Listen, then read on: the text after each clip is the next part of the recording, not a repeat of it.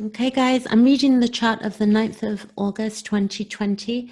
I'm in the UK, so I'm reading it from London, and my name's Penelope. What I'm going to do is show you what's going on with the Mars square. That's really, this is going on for the next 6 months, or, here and there, because we're going to have a Mars retrograde on September the 9th. So I'm just going to show you this chart here. If you can see my pointer, we've got, in January, we had the Pluto, Saturn, Jupiter conjunction, and there were a few other planets involved. They were all at 22 degrees in Capricorn. The last time that we had the symbolism of Pluto conjunct Saturn was in Capricorn was in 1518. So, Pluto conjuncts Saturn every 29 and a half years as Saturn goes around the chart. But the last time that they were both in Capricorn was in 1518. If you bring up a chart for that, if you've got solar via, you can check that out. So at the moment, and I'll exclude the moon from this because the moon moves so quickly, but at the moment, we've got the sun trining the moon. So I'm not removing the moon totally, but the sun conjunct Mercury. So if we look at the sun, it's here conjunct Mercury in a weak conjunction. We've got the sun trine Mars. So we have the sun, which is trining Mars up here. Here's Mars.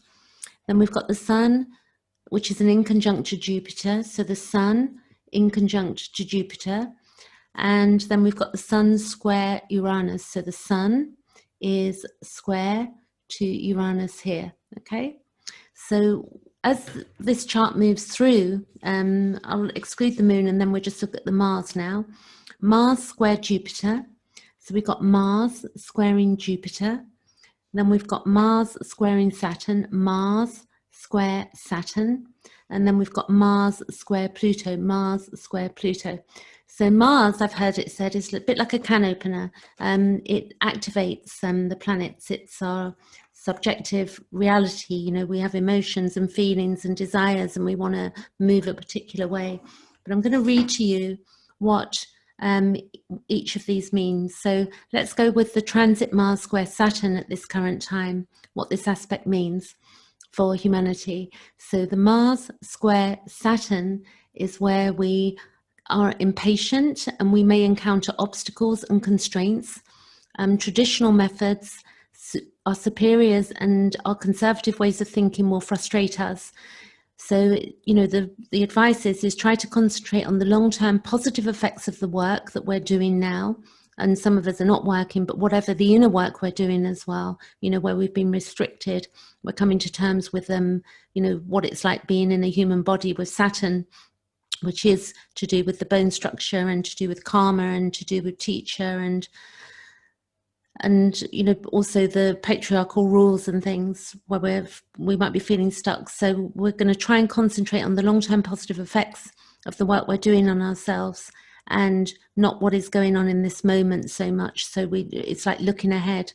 With the Mars square to Pluto, if you see the Mars here square to Pluto, this is, it's known as, quite dangerous for power struggles. So, we can see what's been going on in the world at the moment in Beirut the last few days. And there's a lot of things going on globally, where people are struggling, power struggles. There can, in rare cases, this can turn into physical fights.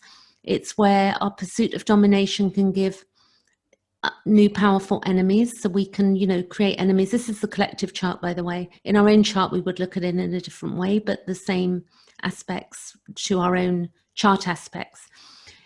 So we could be ruthless at this time and we may lack empathy, so we need to watch for that. And we may feel that that we're a victim and want to attack others aggressively, with our, it could be even verbal that we do that. So we need to be careful about overworking, and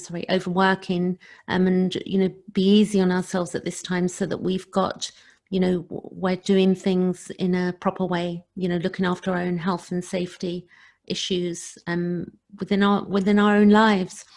And then we have the Mars square to Jupiter.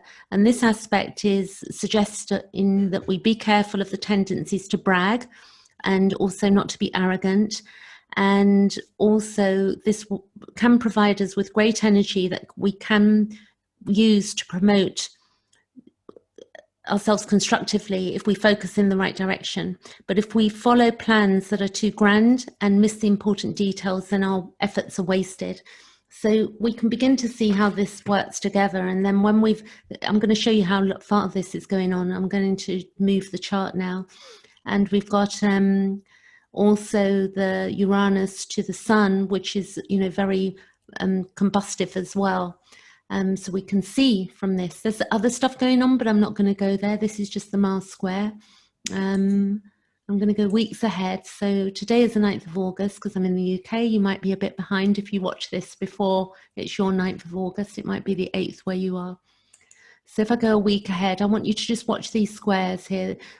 When this Mars reaches 28 degrees, it's going to go back to 15 degrees before it goes forward again. So it's going to be in Aries until the first week in January. So whatever Aries is in your chart, 15 degrees and 28 degrees, whatever houses, for me, that's my 5th house. So I understand that's about my creativity, and there could be some frustration around that. But overall, I understand what I'm doing for the next 6 months using my Mars effectively. So, if it's in a different house, if it's in the 1st house, 2nd house, 3rd house, it's going to be doing something different for you. You can Google that, or you can book a session with me to help you define what that means for you. So I'm jumping weeks ahead. We're now to the end. You can see this Mars here. It's still squaring. And this is the 4th of October. And then we've got Mars is still squaring. That's the 11th of October, 18th of October. So Mars is still squaring here, Jupiter at this point. And then it goes back to 15 degrees on the 8th of November, 22nd of November, it's 15, 16, and then it's going forward again. Okay, so it begins to move forward again. And you can see that this square will kick in again. It's still there. And then if we go forward, as the Mars goes to 1 degree Taurus, let's go back to here. Okay, so you can see the squares playing out. So the point is that there's tension in the air and Mars is involved. So look at the house it's in for you. Look what other planets are involved so that you can begin to guide the next 5-6 months of your life and use it really effectively and not be losing the plot with people or getting inwardly frustrated, like knowing how to deal with your frustration and being grounded. Very simplistic astrology this is. And it's in part, evolutionary astrology, not in part, it's evolutionary astrology. We look at Pluto, we look at the North Node, we look at the South Node, and we look at a lot of things, but this is a bit of education. I hope you enjoyed this, and I'll be back with more in a couple of days. Thanks for listening.